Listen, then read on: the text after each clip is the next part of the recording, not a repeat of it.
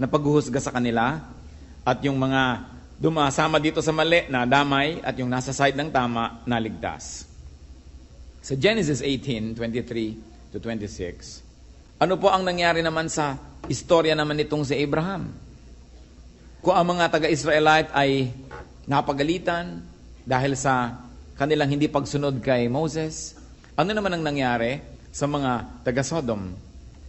Ang Panginoong Diyos po ay nagkatawang tao at may kasama siyang dalawa na anghel at siya ay pupunta sa Sodom upang siyasatin ang mga kasamaang tungkol sa siyudad na ito. At naramdaman ni Abraham na merong mangyayaring hindi maganda sa Sodom at siya ay nakipag-usap sa Panginoon. Tulad din kung paano nakikipag-usap si Moses sa Diyos on behalf of many people, ganon din ang ginawa ni Abraham sa Genesis 18:23 to 26. Then Abraham approached him and said, "Will you sweep away the righteous with the wicked? What if there are 50 righteous people in the city? Will you really sweep it away and not spare the place for the sake of the 50 righteous people in it? Far be it from you to do such a thing, to kill the righteous with the wicked, treating the righteous and the wicked alike. Far be it from you, will not the judge of all the earth do right? The Lord said, if I find 50 righteous people in the city of Sodom, I will spare the whole place for their sake." So natiyak na po nitong si Abraham na merong mangyayaring kalamidad sa Sodom. May mga kamag-anak siya doon, may pamangkin siya doon. At marahil dahil sa kanya na rin talagang likas na kabutihang loob, siya ay nakiusap sa Diyos alang-alang sa lungsod ng Sodom. Sabi niya, kung meron pong 50 man lang na makita kayo na mabuti, paparusahan niyo pa rin ba ang buong lungsod? At sabi ng Panginoon, bueno, kung makakita tayo ng 50, sige, hindi na natin huhusgahan at hindi na natin pauulanan ng apoy, hindi na natin wawasakin ang buong lungsod. Nakipagtawaran pa si Abraham dahil naisip niya baka walang 50 mabuti sa buong lungsod. So 50, tumawad, bumaba naging 40. So sa 40 naging 30. Yung 30 naging 20. Pero sabi, meron kayang 20 na righteous sa city? Hanggang naging 10 na lang ang tawad. So Genesis 18:32, then he said, "May the Lord not be angry, but let me speak just once more. What if only 10 can be found there?" He answered, "For the sake of the 10, I will not destroy it." Nakita niyo po ang napakalaking pagpapala kung tayo may kasama malang na 10 banal. Ang isang buong lungsod ay hindi nawawasakin pa, pero alam niyo ang istorya, walang nakitang 10, kulang. Kaya umulan pa rin ang asupre, at apoy, at natupok ang buong lungsod na ito.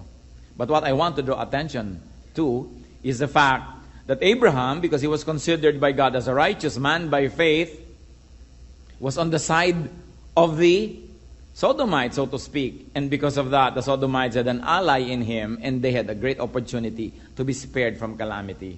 Kaya lang, dapat siguro ang itinawad kung isang righteous na lang. Pero kulang eh. Meron pa rin pong isang parallel story. Merong isang binigay ang Panginoon na kasaysayan na yung mga mabubuting mga halaman ay tinubuan ng mga masasama na damo sa paligid. At nung makita yon ng mga lingkod nung may-ari ng bukid, sa Matthew 13:28 to 29, the servants asked him, "Do you want us to go and pull them up?" Meaning the weeds. "No," he answered, "because while you are pulling the weeds, you may root up the wheat with them." So, sabi na ng mga hardinero, bubunutin na po ba namin ang mga masasamang damo? Sabi ng Panginoon, huwag. Magkakatabi ang mga ugat, baka magkabuhol pa. Sa pagkabunot ninyo ng masasamang damo, baka maapektuhan ang ugat ng mabubuting damo. Huwag na lang, saka na natin aasikasuhin ang ganyang mga bagay. Well, it pays to be righteous. It also pays to be among the righteous. Very especially on the side of those who are righteous. Ang topic natin, the blessings of being with the righteous. Our God, we pray that you may be our speaker. Sa amin pong tinunghayan ng mga examples, mga masasamang damong di nabunot dahil may katabing mabuting halaman. Mga taga-Sodom na sana ay di man lamang sila na parusahan kung meron man lang silang kasamang mga banal at matuwid. Ituro mo po sa amin, Panginoon, ngayon ang puso ng mensahe. Nais namin po kayo ang mangusap, turuan niyo po kami, makinig kami ng iyong salita. Kung meron pong sagabal para kami ay lubos nyo mapagpala, iwinawaksin namin ito. Kung meron kami mga inaalala, worries, concerns, if there's any physical discomfort or pain, any emotional difficulty, all this, we surrender at your feet. We ask you, Lord, to speak to us. At nawa kailang madinig namin, magbigay kami ng undivided attention to you and to your word. And may your words be medicine for us, be food, be shelter, be protection. Turuan niyo po kami, Panginoon. Mangusap po kayo. We reject all lies and falsehood, and in the name of Jesus, we ask for protection for this assembly, that you may deliver us from evil men and from evil spirits. Speak, Father, we ask you, as we continue to ask you, Lord, to cleanse our hearts, continue to purify us from our sins. May your words be our strength. In Jesus' mighty name we pray. The blessings of being with the righteous. Ano nga bang pagpapala kung kasama natin, kabarkada natin, kasalamuhan natin ay mga matuwid? Unang-una, being exposed to life-giving wisdom. Receiving precious wisdom. Siyempre, pagka ang mga kasama mo ay matuwid, ang nadidinig mo sa kanila ay matuwid, makatuwiran, banal, makapangyarihan, you benefit. Proverbs 10:11, the mouth of the righteous is a fountain of life, but violence overwhelms the mouth of the wicked. Pag nagsasalita ang mga righteous people, buhay ang lumalabas sa kanilang bibig. Ikinabubuhay natin. Pag nakain natin ang kanilang salita, lumalakas tayo, nagiging tama, nagiging maliwanag ang pag-iisip, nagiging matuwid ang ating landas. Subalit, pag ang ating kinakasalamuha at pinapakinggan na may masasama, nagiging daw tayo ring mga mapupusok. Violence overwhelms the mouth of the wicked. Therefore, those who listen to the wicked will become violent. Kaya napakahalaga pinipili ang kasama. Proverbs 10:20-21, the tongue of the righteous is choice silver, but the heart of the wicked is of little value. The lips of the righteous nourish many, but fools die for lack of judgment. So mahalagang mahalaga, matanggap natin yung blessing na yon. Mga kapatid, sino bang mga kasama nyo lagi? Sino ang ating mga kausap? Sino ang mga textmates natin? Sino ang mga kausap natin sa telepono? Sino ang mga kasulatan natin ng email? Sino ang lagi nating pinapakinggan? We must be blessed by being with the righteous. Yun lamang may matuwid na taong nandyan, napakalaking pagpapala na sapagkat siya dahil matuwid, pwedeng daanan ng pagpapala ng Diyos patungo sa atin. Another blessing of being with the righteous is being blessed as a group or with a group. Tulad ng halimbawa, dapat nangyari sa Sodom, kung meron man lang 10 matuwid, mabebless na yung buong lungsod. Katulad na lamang ng masasamang damo, sapagkat ang kasalamuhan nila, mabubuting damo, hindi tuloy sila binunot agad. Napagpala na rin sila. At kung pinapakain yung mabubuting halaman, napapakain na rin sila. Pag nadidilig ang mabubuting halaman, sila man ay nabibigyan na rin ng tubig. Napakaraming pagpapala kung tayo'y nakikigrupo sa mga mabubuti. Proverbs 3:33, the Lord's curse is on the house of the wicked, but He blesses the home of the righteous. Ano daw ang nando sa buong sambahayan ng mga masasama? Sumpa. Isipin ninyo na kahit medyo mabuti-buti kayo, kung yung kasama nyo sa bahay ay puro mga masasama, edi yung sumpa sa kanila, nadamay na rin kayo. Pero, He blesses the home of the righteous. So, lalo't-lalot kung kayo yung head of the family and you are righteous, what will happen to people who belong to your family and to your household? Pati sila nabe-bless. Nakikita ninyo, pati mga tauhan, mga katulong, mga empleyado sa bahay ng isang taong pinagpapala ng Diyos, mas masarap pa ang kinakain nun kesa doon sa mga ibang member ng family na ang head ay hindi pinagpapala ng Diyos, gutom ang inaabot nila. Pero kung ikaw ay napasama sa isang taong matuwid at pinagpapala ng Diyos, kaya ikaw ay anak, kaya ikaw ay empleyado, kaya ikaw ay nandun sa kanyang kinukupkop, pati ikaw nababless. Kaya kung tayo po ay nasa piling ng isang pinagpala, nasa piling tayo ng isang taong matuwid, nasa piling tayo ng mga taong alam natin pinagpapala ng Diyos, yun palang blessing na. Napakasarap na kasalamuhan natin ang mga kinalulugdan ng Diyos. Kung sakasakaling naka-schedule na palang lumaglag ang eroplanong ito dahil may sumakay na kinalulugdan ng Diyos, makakarating pa muna to sa airport. Ngayon, kung bumaba na yung kinakalugdan, lilipad pa ulit, kasama ka pa, abay, nanganganib ka na noon. The blessing of being with the righteous. For the sake of the righteous, God does many wonderful things. Ganon na lang ang pabor niya. na ibinibigay. Proverbs 11:10, when the righteous prosper, the city rejoices. When the wicked perish, there are shouts of joy. So, pati buong lungsod natutuwa kung merong mga mabubuting tao doon na sila ay umaasenso, nagkakaroon sila ng mga kabuhayan kasi ang lahat nabibiyayaan. Kanino ibibigay ng Diyos ang pagpapala? Ay doon sa righteous, doon sa mapagbigay, doon sa mapag-share. Kasi marami nagkakaroon.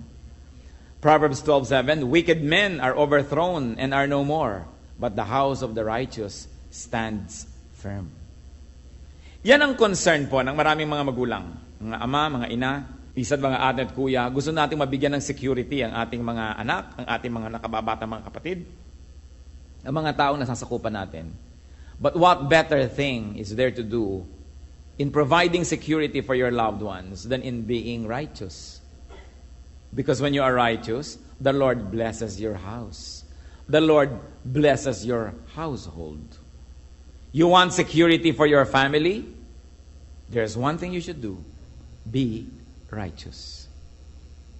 Sa pagkakamali ng iba, sa kagustuhan nila na mabigyan ng financial security, kuminsan ang kanilang mga anak, ang kanilang asawa, pamilya, they become corrupt. Nagnanakaw sila sa kanilang mga kumpanya, nagnanakaw sila sa kanilang mga kapwa-tao, nagnanakaw sila sa gobyerno, kung sila taga-gobyerno, kung gusto nila na bigyan ng higit sa kanilang kayang kitain ng kanilang mga anak. Pero ano ang ipinapamana nila? Kahihiyan. Insecurity dahil baka ka mabisto. Ang ibinibigay mo ay galit ng iba. At kung makalusot man sa tao, hindi makakalusot sa Diyos. Kaya ang sabi, sumpa ang naghihintay sa lahat ng members ng isang household na wicked yung kanyang leader. Kaya dapat matuwa ang mga anak o ang mga magulang nila, very honest, very straight sa buhay, kahit na hindi masyadong maraming pera, hindi maraming sobra, pero straight at maayos, godly, you know that God's favor is upon you. Kasi kahit marami tayong kitain, kung napaka-pangit ng kalagayan natin sa harap ng Diyos, ang dali-daling bawiin nyo ng Diyos. Isang pagkakasakit mo lang, kulang pa, may utang ka pa. Kahit marami kang nadilihensya sa maling paraan. Pero kung gusto kang pagpalain ng Diyos, kahit maliit lamang iyong kinikita, nakita nyo yung 2 isda at 5 pirasong tinapay, na maraming napakain, dahil pinagpala ng Diyos. So yung konti nating kabuhayan, napagkakasya, sumasobra pa kung pinagpapala ka ng Diyos. Pero kung hindi, kahit ang dami mong pera, kulang at kulang pa rin. At kumisan kahit ang damit, hindi naman kulang, pero ang kulang naman yung kaligayahan mo. Nagtataka ka, nabibili mo gusto mong bilhin, nagagawa mo gusto mong gawin, napupuntahan mo gusto mong puntahan, pero merong kulang sa iyong puso. May kulang pa rin. Because unless the Lord blesses what you do, it will never give you what you are looking for. So the best thing is to be righteous. Proverbs 20 verse 7, the righteous man leads a blameless life. Blessed are his children after him. Nakita niyo ang pinakamagandang pamana sa ating mga anak? Yung isang buhay na malinis, isang buhay na matuwid. Sapagkat ang pagpapala nakakarating hanggang doon sa mga susunod pa na mga generation. It's a great blessing to be with a righteous person. Especially if that righteous person is in your family, in your company, in your neighborhood, in your church. Yun ang kailangan natin sa ating bansa Many righteous people. Alam nyo kung anong many sa ating country? Many religious people. Pero righteous ba? That is what we need as a nation. Righteousness. Not religion. Tayo na ang pinaka-relihiyosong bansa sa buong daigdig. Pero anong bunga ng relihiyon? Puro mga balat kayo, pakitang tao, pero hindi mo makita sa gawa. Kaya tayo naliligid ng corruption, naliligid tayo ng hirap, ng pagdurusa, because people are not righteous. Kaya nang dapat nating balikan. If we are only surrounded by righteous people, this country will be much, much better. But you know, we also have ourselves to blame. Kung hindi man tayo ang gumagawa ng kasalanan at karumihan, pinapayagan naman natin kasi. So, sangkot din tayo dyan. Kasali din tayo kung bakit maraming unrighteousness. But remember, it's a great blessing to be righteous and to be surrounded by righteous people. What is another blessing of being with the righteous? Having a powerful helper in prayer. An advocate, a petitioner. Proverbs 15:29, the Lord is far from the wicked, but, church read, He hears the prayer of the righteous. Sino po ang makapangyarihang tao sa mundo? Yung bang ang lalaki ng mga muscle? May kapangyarihan din yon. Yung maraming barel, meron din kapangyarihan yon. Pero ang tunay na makapangyarihang tao sa mundo, yung matuwid. Bakit? Pag nananalangin siya, dinidinig siya ng Diyos. At pag dinidinig ka ng Diyos, ang laking kapangyarihan yon. So mabuti yung buhay na mapayapa, tahimik, malinis. Malayo daw ang Diyos sa mga masasama. Kaya huwag na huwag tayo kahit kailan na kung minsan ay natetempt mainggit sa gumagawa ng mali. Mabuti pa yung mga kasamahan ko, nagnakaw, sila ay ngayon ay maraming pera.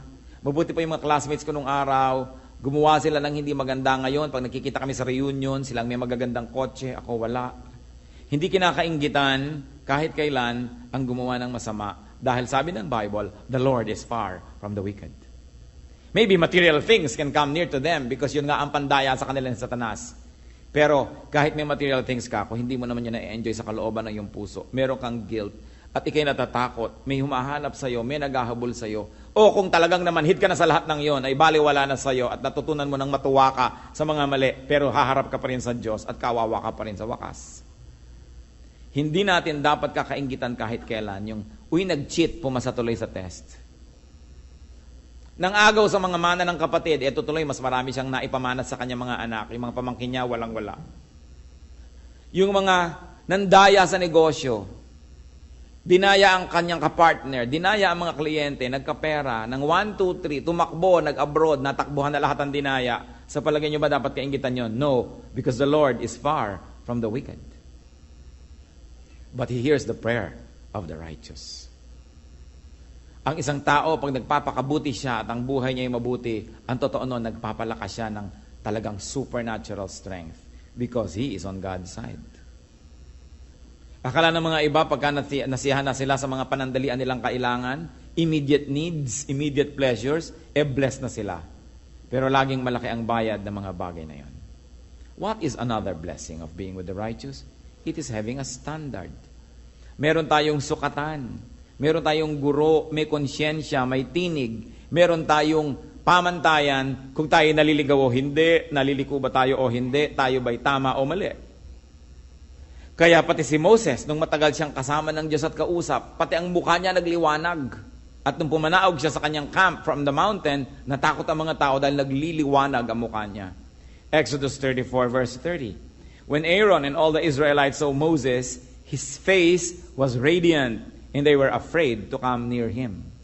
Alam niyo, pag nagliliwanag ang isang tao, natatakot yung mga hindi nagliliwanag dahil ibig nila sabihin, ba, malapit yata ito sa Diyos, may ibang nangyayari sa Kanya. At tayo man, mga kapatid, pag maliwanag ang buhay natin, malapit tayo sa Diyos, matuwid ang ating mga pamamaraan, yung mga hindi ganong katuwid, yung hindi ganong kaliwanag, ilag sa atin. Ilag. Yung mga naglalasingan, pagkakaharap mo, hindi mo na lumalagok. Kumisa nga, yung makakasalubong mo, pasuray-suray na lasing, tumutuwid ang lakad dahil alam niyang matinukan tao. Diba? Pero kung alam niya ikaw isang babaeng babastusin, lalo siya nagiging lasing, bigla kang yayakapin. Yung mga naninigarilyo lang eh. Bigla mo lang makita ang naninigarilyo at humarap sa pastor, kung pwedeng lunukin yung buong sigarilyo niya. Ayaw ipakita. Kasi yung tao na kinoconsider natin na matuwid o siguro mas matuwid kesa sa atin, naiilang tayo sa ganung presensya. At mabuti yon kasi naaalala natin na meron tayo dapat ma-achieve sa buhay. Na ba't ba tayo naiilang? Ano bang kulang sa atin? Di dapat pagsikapan nating maging tuwid din. Dahil pare-pareho lang naman lahat ng taong pinapatawad lang ng Diyos. At pare-pareho lang lahat ng tao na tumitindig lang dahil pinagpapala ng Diyos. So maganda na merong standard. Pero kung ang kasama mo mas masama pa kesa sa'yo, nagmumukha tuloy na pati mga kasamaan mo, kabutihan na rin. So you begin to have an artificial sense of feeling good, of being contented.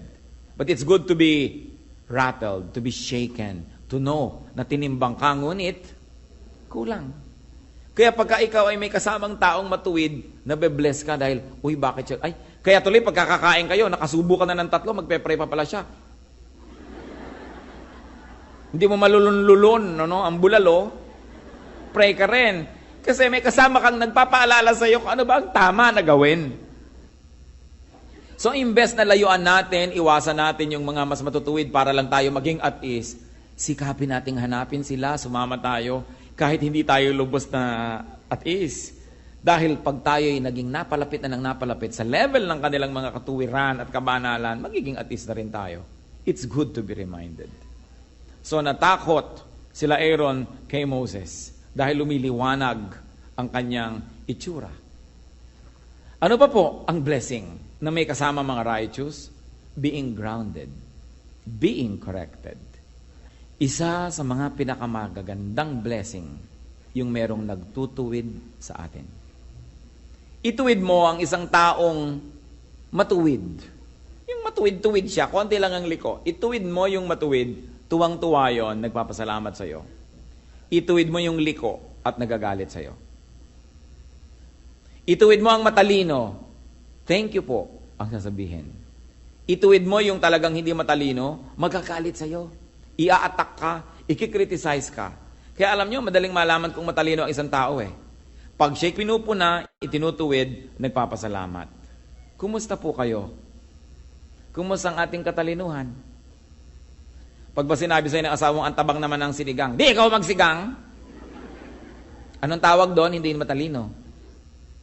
Kasi yung matalino, thank you for reminding me. Hayaan mo, dadagdagan natin ng patis next time.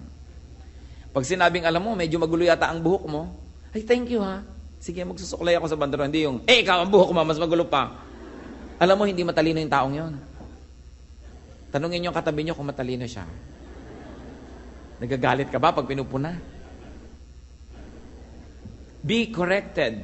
A righteous person rebukes a brother or a sister whenever needed. That's why it is a great blessing if there's a righteous person around. Kung ang lagi nating kasama, oo ng oo, sang-ayon ng sang-ayon, payag ng payag, kahit mali na ang ginagawa natin, hindi blessing yon, sumpa yon. Kasi hindi tayo na itutuwid. 2 Timothy 4:2, preach the word. Be prepared in season and out of season. Correct, rebuke, and encourage with great patience and careful instruction. So ang bilin ni Paul kay Timothy, rebuke people if needed. It is our duty. Isa pong malaking kayamanan kung may nagtutuwid sa atin. Marami mga tao nalilihi sila ng landas. Lalo't sobra na silang mayaman, makapangyarihan o sikat. Alam niyo kung bakit sila biglang nagse-self-destruct? Because nobody corrects them anymore. And they do not accept rebuke and correction anymore. Then they begin to self-destruct. Kaya mahalaga rin yung may mga old friends ka, bago ka naging superstar, bago ka naging president o governor, bago ka naging kung ano, may mga old friends ka that you maintain your friendship who can tell you, alam mo yung ginawa mo na yan, isang malaking kabaliwan. And yet, hindi siya nangingimi, kaya niyang sabihin, at pwede kang makinig. It's a precious, precious wealth to have people who can rebuke us. Another blessing of being with the righteous is being on the safe side. When you're on the side of the righteous, you're safe. Ito pong binabanggit ko na si Moses. Ang gulo-gulo ng mga taong nililid niya.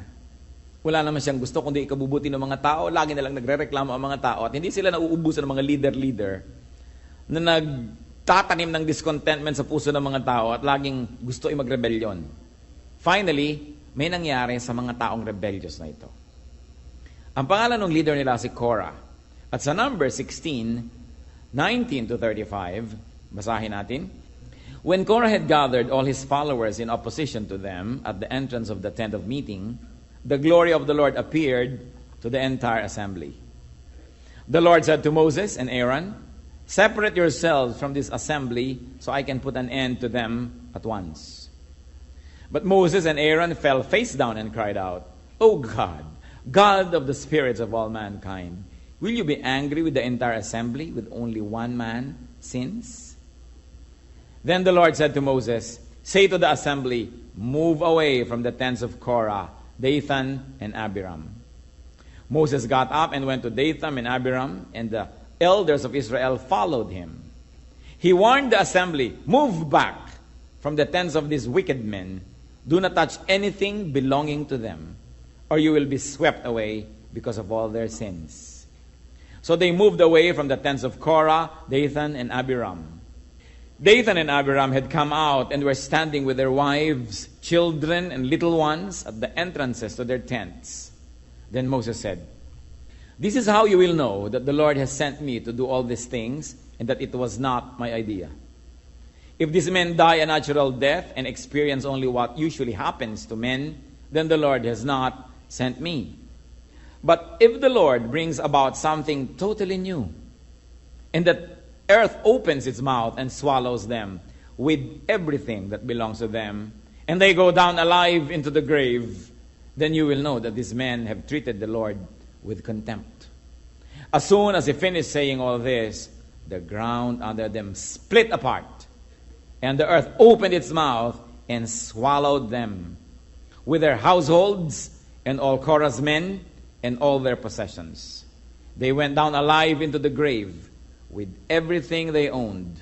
The earth closed over them, and they perished and were gone from the community. At their cries, all the Israelites around them fled, shouting, "The earth is going to swallow us too." And fire came out from the Lord and consumed the 250 men who were offering the incense. You see this great lesson. Merong lideran, nagtatayo ng rebellion against Moses. May mga sumusunod naman at may dalawang sumunod sa kanyang minor leaders. Anong sabi ng Panginoon? Ihiwalay ang mga yan at nang matapos na ang usapin na ito. At sabi ni Moses, huwag kayong lalapit sa kanilang kampo. At yung buong kampo nila, naglabasan sa kanilang tent, itong mga leader, pati mga asawa, mga mumunting anak, lahat ng kanilang mga alagang mga hayop, ang kanyang mga ari-arian, ang lahat ng mga tagasunod, anong ginawa? Bumuka ang lupa at nilulun silang lahat ng buhay at sumarang muli. Alam nyo, nakarinig ako ng mga kwento ng mga gerilya nung araw na naglilibing sila ng buhay ng mga makapili. Inililibing nila sa pampang ng ilog yung mga makapili buhay. Yun daw natabunan mo na gumagalaw pa yung lupa dahil sumisikap silang huminga, gumagalaw pa sila dahil mga buhay. Tapos unti-unting humihina yung galaw ng lupa hanggang wala na. At walang duda na ganoon din ang nangyari dito sa istorya na ito. Nilulo ng lupa ang mga tao, buhay, kasama ang mga anak, mga katulong, lahat ng ari-arian, sapagkat kung ikaw nasa panig ng masama, nadadamay ka. Hindi ba ngayon din ganoon? Subukan mong napakasama ng ugali ng iyong magulang at marami kang mamamanang kaaway. Kung yung magulang mo mahilig makipag-away sa kanya mga hipag, mga kapitbahay, ikaw din kaaway ka ng mga anak ng mga kaaway niya. Hindi na matapos-tapos, generation to generation. Subukan mo na palaaway ang tatay mo pag nalalasing, hinahamon ng babag pati tren. Siguradong ikaw ay masusugatan kaaawat, pati ikaw mamaya mapapaaway ka na rin. Talagang nagkakadamay-damay pag nando ka sa panig ng masama. Kaya yung mga iba nagpunta lang sa bahay ng isang kaibigan, nag-raid bigla doon ng mga may kapangyarihan, meron palang drug and pot session nangyayari doon. Nadamay siya kahit nanghihirap lang siyang notebook. Kasi nandun siya sa maling lugar, kasama siya ng mga paparusahan. Kaya, do not be on the side of the wicked. Huwag kayo nakikikampi, nakikibarkada, sumasama dahil maraming nadadamay. And of course, another blessing of being with the righteous is receiving light and salt, receiving life and flavor in life. Dahil siya'y pinagpala, alam niyo po yung osmosis, the movement of liquid from a place of higher concentration to a place of lower concentration. Lagi nang gaganon, kaya yung napkin, ilagay mo sa basa, nababasa yung napkin. Kasi low concentration ang wetness doon, lilipat sa kanya. Pero ganun din ang kabutihan, lumilipat din yan. Pag lagi kang kasama ng matuwid, lumilipat din sa iyo yung kabutihan niya. Pero pag lagi kang kasama ng mga liko at masasama, lumilipat din sa iyo ang kasamaan niya. Pati mga punto, pati accent, lumilipat lahat yan. Kaya kailangan maingat tayo kung kanino nakikisalamuha. Nakita natin, sinabi nga ng Panginoon sa Matthew 5:13-14 that His people are the light and salt of the earth. So kung ang laging kasama mo, light, di may light, nakikita mo yung dapat mong iwasan, hindi ka nahuhulog, hindi ka natatapilok. Pero kung kasama mo, darkness, pagdapa niya, kasama ka. Pagkakasama mo yung salt, alam niyo po ang gamit ng salt, pag may nabubulok, nilalagyan ng salt, so natitigil ang pagkabulok. O kaya walang lasa, nilalagyan ng salt, nagkakalasa. So kung ang buhay mo halos mabulok-bulok ka na, ang kasama mo salt of the earth, anak ng Diyos, matuwid na tao, nahahawahan ka ng kanyang kabutihan, nasasabihan ka ng mga magagandang salita, mamaya tumitigil lang yung pagkabulok. At kung walang kalasa-lasa ang buhay mo, walang kakwenta-kwenta, ang kasalamuhan mo, mga anak ng Diyos, mga matutuwid, pinagpapala ng Diyos through them, ikaw din nabe-bless, nagkakaroon ka rin ng gana sa buhay, nagkakaroon ka ng tapang, nagkakaroon ka ng lakas ng loob. It is good to be surrounded by godly people. Ano po ang tinutumbok ng usapan natin mula pa kanina? Sino ba ang hinahabol ng tao? Naghahabol ng artista. Naghahabol ng mga manganganta. Naghahabol ng mga mayayaman. Naghahabol ng mga magaganda, mga sexy, mga gwapo. Yan ang hinahabol ng mundo. Nakita nyo, nagkakandara pa ang mga tao, nagkatapak-tapak na sa lahat sa paghabol sa artista. May nakita na ba kayong mga tao naghahabol sa mga banal? Wala. Diba? Sino yan? Uy, may dalang Bible. Ako, lumayo-layo na tayo dito. Baka tayo makapagalitan yan. No? Nagkakagulo ang mga tao sa pagpunta sa mga kung ano-anong walang kwentang concert. Mabuti nga, natutuwa ako dito. Pinipilahan ang salita ng Diyos eh. No? Pumipila ang mga tao para manalangin, para mag-worship. Pero hindi laging ganyan. Kadalasan ang pinipilahan yung mga walang kwenta, mga horror movies, magbabayad ka para matakot. Magbabayad ka, pinipilahan, nakita nyo yung mga sasakyan na ipaghahampasan ng katawan mo sa lahat ng dako, nagkahalo-halo ng mga sipon mo, suka mo't lahat-lahat, nagbayad ka ha? Para mangyari sa yon sa mga kung ano-anong mga sasakyan pag kami mga holiday. Nagbayad ka ng kaya mahal-mahal, pagbaba mo, nado ka pa rin. Wala ka namang narating. Pero pinipilahan. Pero sabihin mo, halika, mag-usap tayo tungkol sa Diyos. Naku, kukunti ang may gana dyan. Pero ang dapat nating hanapin, mga kapatid, dapat makahanap tayo ng mga taong matuwid. Kumisan hindi sila sikat, madalas nga hindi eh. Yung makahanap ka ng taong pag bumubuka ang kanyang bibig, maka-Diyos, tama ang sinasabi. Itinutuwid ka kung kailangan ka ituwid. Hindi laging kumakampi sa'yo. Hindi ka kinukonsinti sa mali. Makahanap ka ng tao na may karunungan, payapa ang buhay, hindi nandadaya, hindi nagsisinungaling, hindi gumagawa ng masama. Pag nakakita kayo noon, yun ang habulin nyo. Yun ang ating ibigin na makasama, makadaupang palad, makasalamuha, kasi ang pagpapala ng Diyos ay nandun at hindi mahirap tumalon patungo sa atin. But people always look for the rich, the famous, the powerful. Bakit maraming mga magulang pinipilit pag-aralin sa mga mahal na school ang kanilang mga anak? Para maibarkada sa mga anak mayaman din. Para maisama doon at maisabay. Sabi, para may pagdating ng araw, magaganda mga connection mo. Marami bang mga magulang na nag-iisip, alin kayang paaralan ng pinaka-godly ang turo? Yung matuturuan ng anak ko ng godliness, ng tunay na karakter, at doon ko siya i-enroll. Meron bang ganun mga magulang na naghahanap ng ganyang bagay? Kaya marami mga naliligaw. Sa kagustuhan natin kumisa mag-social climb. Pinipilit nating abutin ang hindi natin kayang abutin. Pinipilit nating bumarkada sa hindi naman dapat nating binabarkada. Kaya kuminsan naliligaw tayo ng landas. Sa pag-glorify na lang sa mga artista, sa mga sikat, sa mga athletes. Well, these things are not evil by themselves. Pero mamimili naman tayo ng hahangaan. Mamimili tayo ng titingnan, ng susundan, at ng gagayahin.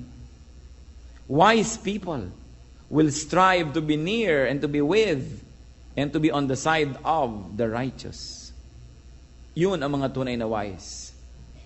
Kaya hindi lagi kang naa-attract doon sa pinaka-attractive. Kumisan parang gamu-gamu kang lumalapit lang sa apoy, nasusunog ka lang pag masyado ka nang napadikit. 1 Peter 3:12. For the eyes of the Lord are on the righteous, and His ears are attentive to their prayer. But the face of the Lord is against those who do evil. So it is important to look for righteous people. Kayo po ba, masasabi nyo na meron kayong kaibigan, meron kayong taong malapit sa inyo na masasabi nyong matuwid? At siya ang gusto nating lapitan, kausapin, maka-impluwensya sa atin. Yan ang napakahalaga. Pag yung mga anak natin may kasakasamang mga eskwela sa bahay, ka-eskwela nila o may pupuntahan sila mga kaibigan, ano bang gustong-gusto natin na ang mga sikat ang mga magulang, ang mga kaibigan ng ating mga anak? O sinasabi natin, ano ba magulang yan? Baka Diyos ba sila? Righteous ba? Without being self-righteous, we can search for people who are righteous. Because through them, the Lord can work in us. Sikapin natin, mga kapatid, na meron tayong righteous people in our circle of friends, in our social circle. And honor them. At tayo man, sikapin din natin, for the sake of those who are with us, we should strive to be righteous. Mga ama, for the sake of your children, for them to be blessed by the Lord, even after you have gone, be righteous. Yun ang magandang pamana sa mga anak, a life of righteousness. Mga magulang, ganun ba tayo sa ating mga anak? And of course, the best is to strive to go near the righteous one. Kung gusto nating lumapit doon sa righteous people, lalo na sa the righteous one, the Lord Himself. Proverbs 21:12, the righteous one takes note of the house of the wicked and brings the wicked to ruin. Ano po mga wickedness ang ginagawa natin na actually ginagawa natin for the sake of our loved ones? Tigilan natin yan because the Word of God tells us very clearly that that is not the way to do good to our loved ones. Doing bad to do good to our loved ones is not the way. That God's way, done for our loved ones, is the way that will last. Meron po ba tayong mga pandaraya na ginagawa para lang mas maging secure? Kalimutan natin ang mga bagay na ito. Security is in righteousness. Meron ba tayong a part of our lives that are unrighteous? It's time to really think about them. Bakit po dapat natin binabalikan ito? Kasi pwede tayong malibang. Nagpupunta tayo sa church, nagsiserve tayo, nagdo-donate tayo, marami tayong ginagawa, pero possible na meron pa rin tayong iniingatan ng mga unrighteous acts, unrighteous habits and attitudes in our lives. And the Lord likes them uprooted so that we can be righteous like Him. Kasi po, any act of unrighteousness, barayan para dumaan ang blessing patungo sa ating buhay. Kaya ayaw ng Panginoon na nandyan yan. Tayo ba blessing to our household, to our companies, to our workplace, to our community, to our church, to our nation? Lalong-lalo sa ating bayan. Hanap-hanap tayo ng righteousness everywhere, pero tayo ba righteous? Pag mahuhuli ka ba ng pulis sa takot mo ng maabalay, maglalagay ka na rin, tapos gusto mo righteousness? Gusto mo naman mag-shortcut ng mga pamamaraan, maglalagay ka na lang, di tinotolerate natin ang lahat ng mga unrighteous acts sa mga tao. We become part of the party to blame. Tapos anong ginagawa natin sa ating mga anak? Sa kagustuhan natin sila kung minsan na mag-excel, baka naman sinisira na natin ang kanilang karakter, sa sobrang natin kapupush. O kaya sa gusto nating excellence nila, pinalaban na lang natin sa lahat ng tao, gumagawa na tayo ng paraan, lagi para na lang siya manalo. Wala tuloy siyang karakter. Ang gusto lang niya, lagi manalo. Winning is not the point, but it is in being righteous, because the righteous are blessed. Not the winners are automatically blessed, but the righteous. Are we so obsessed with winning or with being righteous? Pag mamimili tayo, righteousness o winning, nasa na tayo? At kung meron tayong tao na gusto nating makasalamuha, makasama, makausap ng 2 oras, sinong gusto niyong makausap? Isang very, very righteous person o si Tom Cruise? Hindi ko naman sinasabing hindi siya righteous, malay ko ba? Diba? Pero immediately ba, yung star, yung sikat? Ganun ba? Are we going to think like the rest of the world thinks? Bakit pa sinabi na, we are the children of light, we are the salt of the earth, we are God's children? Mahalaga maibang ating mga pananaw. Pahalagahan ang dapat pahalagahan. At talikuran, yung dapat talikuran. Kung meron po kayong righteous person in your circle of friends, in your family, it's a great blessing. Sikapin nyo rin maging blessing sa kanya. At kung tayo naman, gawin nating blessing tayo sa ating circle of friends. Kung pupunta kayo sa family reunion, pupunta kayo sa mga lamay, sa mga kasalan, sabi nyo, Lord, give me a mission today. Make me a blessing. Hindi yung pupunta ka sa class reunion nyo, ang iniisip mo, yung pinakamagandang kotse ang dapat kong dala para humanga aking mga classmate, pinakamalaki dapat ang hikaw ko, pinakamakintabang belt ko, di ba? Pinakamalaki dapat ang pulseras ko. So ang gusto mo, magka-inferiority complex sa mga dati mong classmate, gusto mo ma-impress sila. Ano yun? Hindi ba wickedness yun? Pag pupunta ka pa nga dapat sa mga reunion, dapat ka mag-dress down, magpakasimple dahil marami sa mga tao, hindi siguro nakarating sa narating mo, Hindi nagkaroon ng nakakaroon ka. So anong gusto mo? Mainggit pa sila, mahiya, ma-inferior, o gusto mo silang tulungan, gusto mo silang palakasin ang loob? Napakahalaga. There's nothing wrong about dressing up if you want to glorify the Lord through beauty and you want to feel good. But there's also a wicked way of dressing up when you just want others to be inferior to you. When you want to make yourself a star. Kaya kuminsan kahit sa mga Kristiyano, nandun pa yun. Kaya sabi ko, kailangan lagi nating sikapin na siyasatin ang sarili natin for any pockets of unrighteousness. Because kuminsan gusto mo halimbawa na mag-special number ang anak mo sa church para ba maglingkod o para masabing wow, siya ang nag-i-special number. Kaya malinaw na malinaw mga kapatid na hindi bawal sa Christian na makihalubilo at makisalamuha sa mga nagsasaya. Hindi bawal sa Christian na makisaya at magsaya. Ito ay napaka-importanting pagpapakilala kay Jesus at sa kanyang katuruan dahil sa pagdating ng panahon, iibahin ito ng mga tao at gagawin nila ang Diyos sa killjoy at tatanggalan nila naging mga ng karaniwang kaligayahan ang mga mananampalataya. John 2:3, kinapos ng handang alak, kaya't sinabi ng ina ni Jesus sa kanya, "Anak, naubusan sila ng alak." Mahalaga ang kasiyahan sa buhay ng mga tao, lalo na mga mahihirap na tao, mga karaniwang tao. Sa panahon ni Jesus, ang mga karaniwang tao ay nakakatikim lang na masarap na pagkain at ng alak kung may handaan. Halos mahigit sa 95% ng mga tao noon ay nakalugmok sa kahirapan, while less than 5% enjoy the wealth of the planet. Kaya mahalaga na pag may kasalan, sumaya at kung maaari, pahabain ang kasiyahan sapagkat kinabukasan, balik na naman sila sa hirap, sa trabaho, sa walang katapusang pagpapagal. Ngayon, napakahalaga ng alak bilang elemento ng pagtitipon dahil ito'y masarap, na-enjoy ng mga tao at nagpapaluwag ng dibdib, nagpapaligaya. Ang problema, naubusan agad.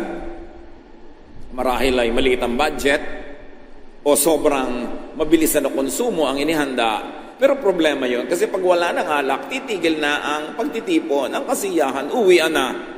Balik na naman sila sa mga hirap ng karaniwang buhay. Kaya inilapit kay Jesus ang problema. Namagitan ang kanyang ina na si Maria sa mga may pangangailangan, yung may handaan, at kay Jesus. She interceded between the people and Jesus. At meron agad tayong leksyon dito na ang pamamagitan or intercession ay magandang ministry. We are to intercede for the needy and for the weak. Kung tayo ang may kakayanan na lumapit sa Diyos sa panalangin, tayo ang mananalangin para sa iba. Lalong-lalo kung sila'y abalang-abala trying to survive, na hindi na nila malaman kung anong gagawin, we must intercede. Kung tayo ang may kakilalang may kapangyarihan, ilalapit natin ang mahina. Meron tayong kilalang merong kakayanan, inilalapit natin yung may kasalatan. Intercession is a very Christian ministry. At isa pang dapat nating unawain dito na sila noon ay umiinom pati si Jesus ng table wine. Hindi na mga liquor na nakakalasing, kundi ng table wine. Maraming tao kasi kahit ngayon, mas mahigpit pa kay Jesus. At napakaraming mga religious organizations, uminom lang ng table wine, kasalanan na. At buong-buong puso silang nagbubulag-bulagan sa katotohanan na si Jesus man ay umiinom nito at sa katunayan ng kanyang kauna-unahang himala ay ang paggawa ng alak. Hindi nung nakalalasing, kundi yung kaulam nila sa pagkain. Kasi tayong mga Pilipino, kung ang kaulam natin ay tubig, at yung iba natuto ng bisyong soft drink na masama sa katawan, sila noon, ang kasabay ng kanilang pagkain ay wine, which science proves to be good for the heart and blood circulation. Ang masama ay yung paglalasing o yung pagkalasing, hindi yung pag-inom ng table wine. As you can see how religion progressed or retrogressed, naging mas mahigpit pa kay Jesus nung lumaon. John 2:4-5. Sinabi ni Jesus, "Huwag po ninyo akong pangunahan, ginang. Hindi pa po ito ang tamang panahon." Sinabi ng kanyang ina sa mga naglilingkod, "Gawin ninyo ang anumang sabihin niya sa inyo." So matapos ilapit ni Maria kay Jesus yung problema, sinabi ni Jesus, "Hindi pa oras. Huwag niyo sana akong pangunahan. Pero sabi ni Maria sa mga naglilingkod doon, kung ano ipagawa sa inyo, gawin nyo. So ibinaling ni Maria ang tagubilin sa mga utusan.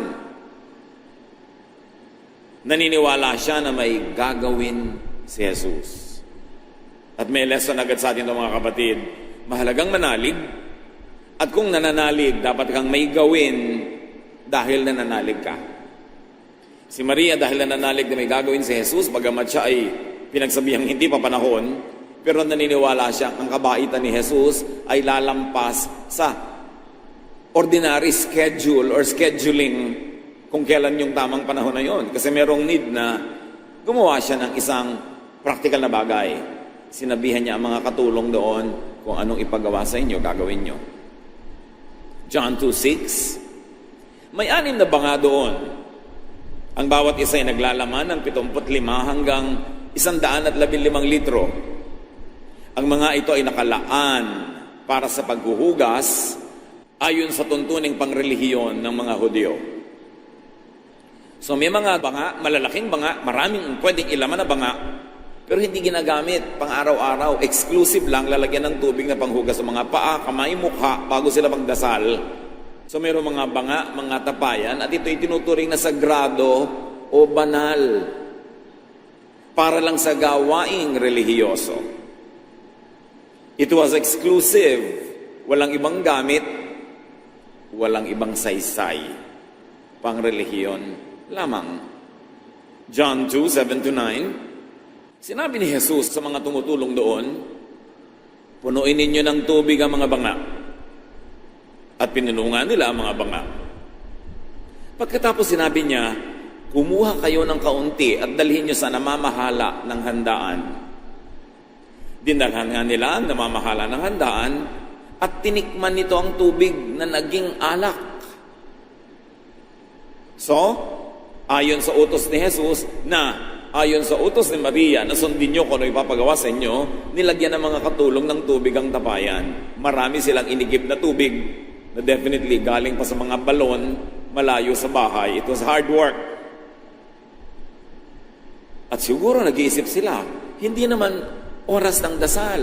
Walang religious activity. Bakit namin kailangang lagyan ito? Isa kayang kalapastangan na ng ginagawa namin dahil naiiba ang paggamit sa mga banga. Hindi para sa relihiyon o relihiyosong gawain, kundi para sa napakamakalupa at karaniwang pangangailangan para sa paggawa ng alak.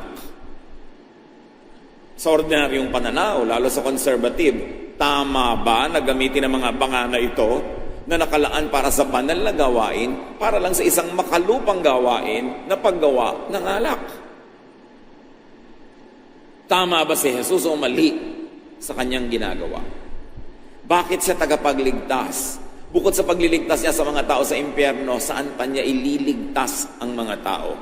Ipapakita ng kanyang ginagawa sa ating pinag-aaralan ngayon.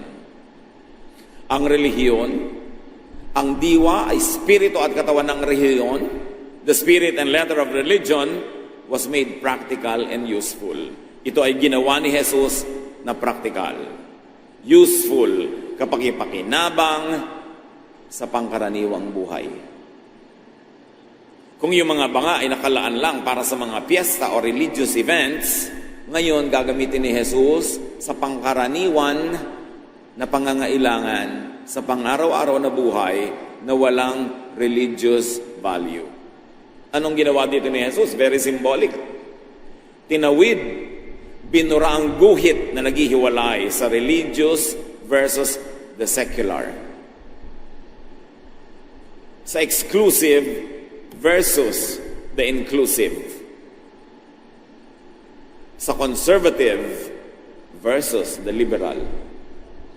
Sa sacred versus the profane. Sa spiritual versus the physical and carnal. In other words, yung linyang naghihiwalay, heaven versus earth. Hindi simple ang ginawa ni Jesus. May linyang humahati between religious and ordinary, exclusive and inclusive, conservative and liberal. Tinawid niya yon at ipinakita niyang pwede at dapat tawirin yun kung ang mga tao ay may practical at dagli ang pangangailangan. He crossed religious lines to answer the needs of the people at the moment. He allowed, and in fact, he used vessels used for religion only for very earthly activities. In other words, binara niya ang pagkakaiba ng langit at lupa, inilapit niya ang Diyos sa mga tao. Na walang ginawa ang religion, kundi ilayo ng ilayo, paghiwalayin, at gustong-gusto nila yon dahil sila lang ang namamagitan sa tao at sa Diyos. Tulad nang namatay si Jesus sa krus, nahati mula taas hanggang baba yung kurtina na naghihiwalay mula sa Holy of Holies doon sa mga tao. Ibig sabihin, inilapit ang Diyos sa tao, pwede nang lumapit ang tao sa Diyos kahit walang priests. At yun ay napakahalagang symbolic activity ni Jesus. So dinala ang tubig na naging alak sa wedding organizer, doon sa manager of the event. Juan 2:9 hanggang 10, hindi niya alam ng wedding coordinator kung saan ang galing yon, subalit alam ng mga sumalok ng tubig. Kaya tinawag niya ang lalaking kinasal at sinabi, ang masarap na alak ay unang inihahain. Kapag marami nang nainom ang mga tao, saka inihahain ang mababang uri. Ngunit sa huli ninyo inilabas ang masarap na alak. Pati yung sanay sa pamamahala ng mga handaan ay humanga. Sabi niya, karaniwang ginagawa ng mga tao, unang pinapainom, masarap. Kasi yung mga tao, uhaw pa, gutom pa, sabik pa, lasang-lasa pa nila. At pag nalilibang na sila, nagsasaya na sila, marami na silang nainom, tsaka inilalabas yung mababang uri ng alak, hindi na halata. Kasi busog na yung mga tao. Pero kakaiba kayo ha. Sa bandang dulo nyo pa inilabas yung pinaka-espesyal. At anong ginasabi nito? Na ang gawa ni Jesus ay pambihira, excellent. And apply this to the religion in Israel at his time. Mababang uri ang naunang pananampalataya. Dumating si Jesus upang ibigay sa kanila ang mataas na kalidad, ang mataas na uri ng pananalig. Dahil kung mataas na dati ang uri, ba't pa darating si Jesus? Kung dati ng excellent yon, ano pang maidadagdag niya kung darating siya? So, ang dating pinagtityagaan ng mga Israelites ay yung mababang uri, pero dumating si Jesus, mas tumaas pa ang uri ng magiging pag-unawa nila sa Diyos at pag-unawa nila sa pagiging maka-Diyos. Kay Jesus, mas gumaganda ang lahat sa paglipas ng panahon. Kahit at lalo yun sa relihiyon ng Israel at sa sangkatauhan. At sa atin man, dapat pag dumating si Jesus sa buhay mo, mas tumaas ang uri ng alak ng buhay mo. Mas lumigaya. Dapat pag nadalaw, napagpala, nahipon ni Jesus, mas sumasarap ang buhay. Mas lumuluwag, mas lumalaya, mas gumiginhawa, bumubuti, at mas bumabait. Hindi yung kabaligtaran. Na pagka sinabi nila na nakilala ko ang Panginoon at ako'y naging Kristiyano, sumisikip ang buhay, nasasakal, at ikaw man nananakal ng kapwa, humihirap kang kasama, nagiging mas istrikto ka pa kay Jesus. Napakaraming dapat ituwid sa ating pagkaunawa kay Jesus. 2,000 taon ng church history, natabunan ng kung ano-anong doktrina, na inimbento ng iba't ibang uri ng mga simbahan, natabunan si Jesus na wala siya, kaya dapat balikan. At itong unang himala ni Jesus ay hindi unang himala for nothing. John 2:11. Ang nangyari ito sa Cana sa Galilea, ang unang himalang ginawa ni Jesus. Sa pamamagitan nito inihayag niya ang kanyang kapangyarihan at nanalig sa kanya ang mga alagad. Isipin niyo mga kapatid, ano ang pinaniwalaan ng mga alagad tungkol kay Jesus? Na pwede pala siyang maging wine factory? Yun lang kaya yun? Ganun lang kaya yung kababaw? Anong naunawaan nila tungkol sa kapangyarihan? Hindi lang sa paggawa ng alak, ang babaw naman nun, kundi sa pagpapabuti, pagpapasaya ng buhay ng tao.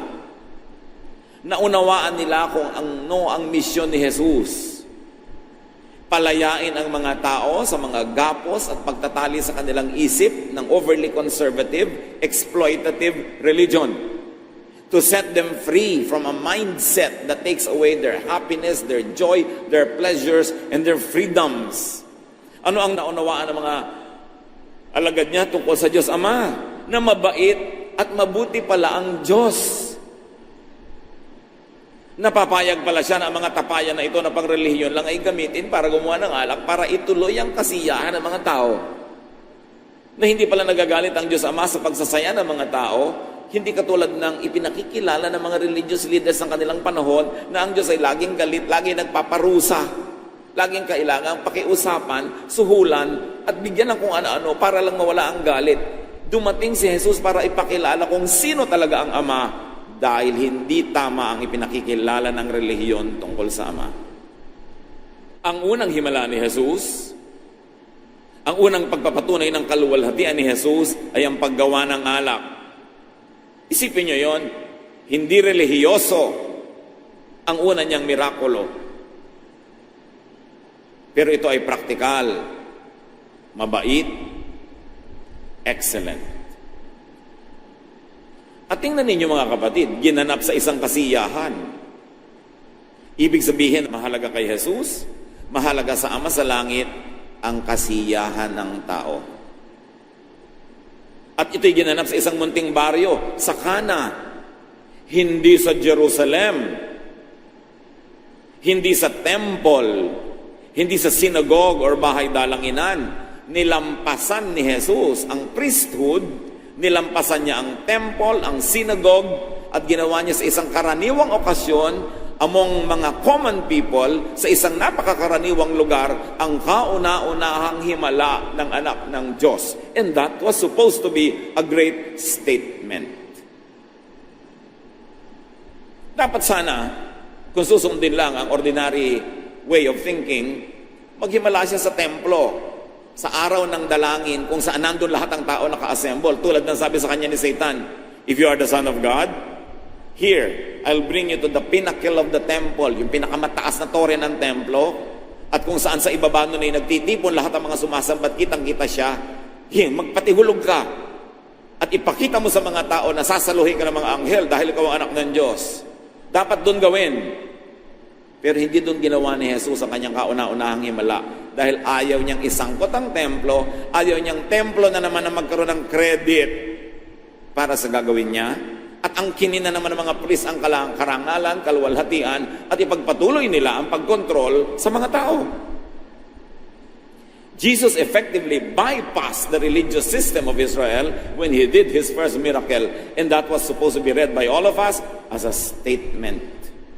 Meron siyang pinatutunayan at meron siyang naisituro. God, through Jesus, blesses the people outside of, in spite of, and without the temple, without religion incorporated. Heaven comes down to earth directly to the people. Kaya galit ang mga priests and Pharisees kay Jesus. Kasi pinapalaya niya yung mga tao sa sobrang franchise of religion. Talagang ang ibinaba ni Jesus ang langit sa lupa, ang espiritu sa katawang lupa, ang Ama sa mga tao sa kanilang pang-araw-araw na buhay, sa kanilang pangkaraniwang kalagayan, hindi sa religious place and activity lamang. Sa katunayan, puwera ang at malayo sa mga priests and Pharisees ang himala.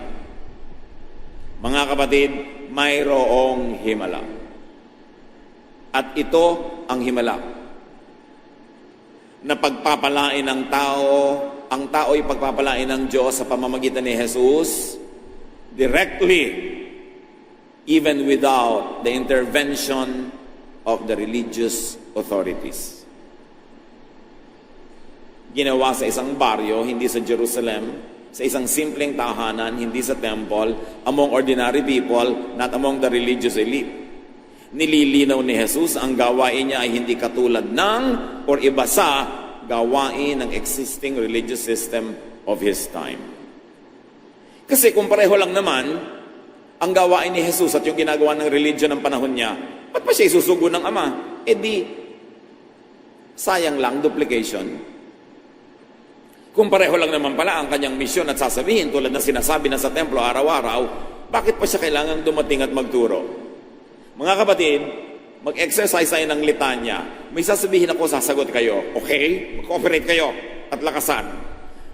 Kung mayroon ng tamang daan at pinto, sagot kayo, hindi na kailangan si Jesus. Sige nga, go! Kung mayroon ng tamang liwanag, sagot. Kung mayroon ng tubig ng buhay, lakasan nyo naman. Kung mayroon ng tamang mangangaral, kung mayroon ng tamang pastol, kung mayroon ng kaligtasan at tagapagligtas, kung mayroon ng tamang relihiyon, pero dumating si Jesus, isinugo ng Ama, sukdo lang siya mamatay. Kasi ibig sabihin, wala pang tamang daan at pinto, wala pang tamang liwanag, wala pang tubig ng buhay, wala pang tamang mangangaral, pastol, kaligtasan, relihiyon. Kung mayroon ng katotohanan, kung mayroon ng daan, humina Kung mayroon ng buhay, kailangan pa ulit-ulitin natin yan para matandaan. Sabi ni Jesus, I came to fulfill the law. Di ba? Kaya yan ang pinanghahawakan ng mga taong, kita nyo na, lahat ng law dapat i-fulfill uli. Di para naman binaliwala ni Jesus lahat ng ginawa niya na kumilo siya, nagtrabaho siya ng Sabat, hindi niya ipinabato yung babaeng nagkasala, kumakain siya at ang kanyang mga disipulo nang hindi naghugas ng kamay, hindi na naman niya sinunod yung law. So alin ba talaga? Ang ibig sabihin ni Jesus, when I came to fulfill the law, is I came to fulfill the law, to interpret the law, to apply the law correctly. Kasi kung tama na ang interpretasyon nun, bakit pa siya darating? Tama na pala Sasayang siya ng pagod. So when Jesus says, do not think that I have come to abolish the law, but I came to fulfill it, ang ibig sabihin niya, I will fulfill it in the correct way. And the correct way is, yes, kung may gagawin kayong mabuti kahit Sabat, gawin nyo. Hindi bawal gumawa pag Sabat kung ang gagawin nyo yung mabuti. Yes, loving tayo dapat. Kaya kahit sabi ni Moses, batuhin hanggang mamatay ang nagkasala. Bakit nyo babatuhin? Lahat naman tayo may kasalanan. So yun ang correct interpretation of the law. The loving interpretation. Kaya masama man nahipuin ang bangkay, kung papabubuhayin naman niya, hinipo niya. Kung hindi man mabuti na nakikihalubilo ka at kakain ka sa pagkainan kasama ang mga tax collectors and sinners and prostitutes, Jesus did it. He was interpreting the law. That the correct interpretation of the law is the loving and kind interpretation. Not the unloving, not the oppressive, not the unkind and cruel interpretation, which was the system during his time. Because if the system during his time was correct, why send him? So hindi yun, dahil sinabi ni Jesus that I came not to abolish the law but to fulfill it, hindi yun as is. Hindi yun business as usual. Merong malaking pagbabago sa pag-i-interpret at pag-a-apply ng law. That's why the temple people had Jesus killed. Because they want to continue to impose the religious interpretations of the temple. Pero kailangan si Jesus dahil ang religious teachings, beliefs, and practices ng panahon yon at ang tinatawag na tradition of the fathers, yung tinatawag na law or kautusan na basihan nito ay liko, mali. Hindi nagsasalamin ang tunay na kabutihan ng Diyos. The saddest cut of all is that religion, Inc., during the time of the Lord, has been misrepresenting God. That's why God had to send His Son to correct it. John 1:14. Ang salita ay naging tao at nanirahan sa piling namin. Nakita namin ang kaluwalhati, ang tunay na Kanya bilang kaisa-isang anak ng Diyos. Siya ay puspos ng kagandahang loob at ng katotohanan. In Him, all the truth and goodness of God was revealed. He is the only Son, the only true image, the only true reflection and representation of the Father in heaven. It means everyone ahead of Him was not the complete and true and faithful representation of God. That's why God sent His Son to correct all of those misrepresentations. Kasi namin, in the beginning was the Word, and the Word was with God, and the Word was God, and the Word became flesh and dwelt among us, and He revealed to us all the truth and all the kindness about God in heaven. Hindi na matiis ng Diyos sa langit ang misrepresentation sa Kanya ng religion. He had sent His own Son to the point that this Son will die and will be sacrificed in the hands of those who wanted to keep the religious status quo the same. Ang totoo tungkol sa Diyos ay ito, ang Diyos ay mabuti at mabait. Pero hindi yun ang pagkakakilala ng mga tao sa Diyos. That's why Jesus is Savior. Jesus saves people not only from hell in eternal life, but also from oppressive, exploitative, and twisted religion. Ang pagiging tagapagligtas ni Jesus ay hindi lang para sa kabilang buhay, dito din. Gusto niyang iligtas sa mga tao na lubos na naniniwala sa Diyos, pero inaakay ng mga relihiyoso sa mahirap at maling daan. Siya ay mabuti, hindi tulad ng mga religious leaders, ng traditions of the fathers and the law. Kaya ang buong Galatians, at basahin yung mabuti ang book of Galatians, sobrang idiniin ito. Dumating si Jesus para kayo palayain mula sa law. Wala ng Jew, wala ng Gentile, wala ng woman or man, wala ng slave or free. Lahat ay pantay-pantay kay Jesus, lahat ay makakalapit sa Diyos sa pamamagitan ni Jesus. Hindi nyo kailangan ng kung ano-anong magic, kung ano-anong mga formula. Believe in the Lord Jesus Christ and that belief will turn you into children of God. Hindi nyo kailangan sumali sa kahit anong relihiyon. Hindi kayo kailangan maging Jew o anumang lahi. Hindi kayo kailangan maging babae o lalaki o anuman. Kayo as you are, believe in Jesus and that belief will make you a child of God. Katulad ng ang kurtina sa templo'y hinati. Dati high priest lang ang nakakapasok. Ngayon lahat na. Nung si Jesus ay nilapitan ng kanyang mga disipulo, teach us how to pray. Sabi niya, pray this, Our Father. Ibig sabihin, ginawa ni Jesus na ama ng lahat ang Diyos. Close ang relationship. Malapit. Yun ang tunay na imahe ng Ama sa Langit na ipinakilala ni Jesus. Katulad ng litanyang pinaulit-ulit ko sa inyo, bakit pa siya kailangan dumating kung tama na pala? Nakakapagbigay buhay na pala yung pananalig doon. Bakit pa siya kailangan dumating? Bakit pa siya kailangan maging light of the world? The way, the truth, and the life. Kailangan siya dahil baluktot, mali ang sistema noon. At ang nakakalungkot, pagkawala ni Jesus sa lupa, inside the Christian church, nagkaroon na naman mga attempt of re-Judaization. Ipairal muli sa mga Kristiyanong pinalayanan ni Jesus ang mga kautusan na naman ng templo. Ang mga kautusan na naman ng mga Jewish faiths. Kaya si Paul galit na galit.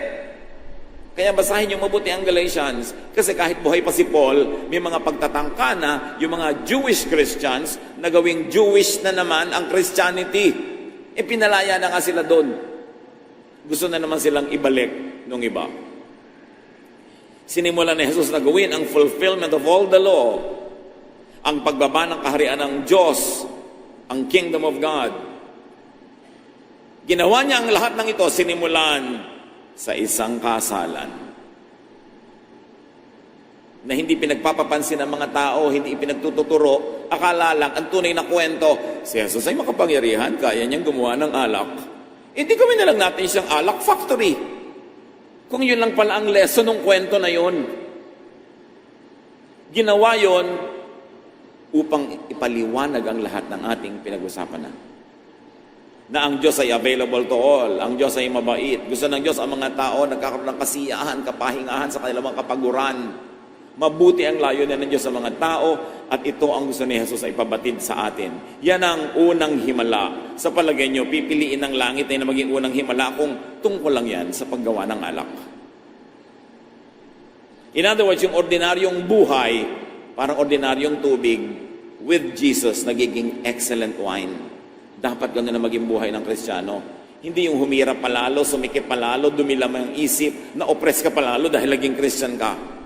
We don't have the license to do wrong, but we have all the freedom to do right and to pursue happiness and even pleasures. This should not be demonized because this was all personified and exemplified in the first miracle of Jesus. Mahalaga. Nananalig ang mga alagad. Anong pinanaligan nila? Kung ano ang totoo tungkol sa Diyos Ama na ipinapakilala ni Jesus. Mga kapatid, dapat natin muling kilalanin ang Ama sa pamamagitan ni Jesus. Hindi sa pamamagitan ng pagpapakilala ng kung sino-sino at kung ano-ano mga doktrina. Know the Gospels by heart. And then add the book of Galatians and the book of Romans. And you will understand God's will for us that we be freed from needless and oppressive religion. That we can bring our case directly to God. That Mary brought the case of this need to Jesus, and though it was not yet in the original plan, according to Jesus, Jesus bent and accommodated because Jesus, representing the Father, is kind and good and people-oriented. Yan ang ating tagapagligtas. Inililigtas tayo hindi lang sa mga apoy ng impyerno sa kabilang buhay na panakot na naman ng mga relihiyon, kundi inililigtas tayo sa maling pagkakilala sa Diyos na nagbibigay sa atin ng needless fear, nagbibigay sa atin ng needless inhibitions na bumabawas sa mga kasiyahan, kaligayahan at kapayapaan ng buhay na ito na gusto ng Diyos ay ating tamasahin, kaya ipinadala niya ang kanyang anak.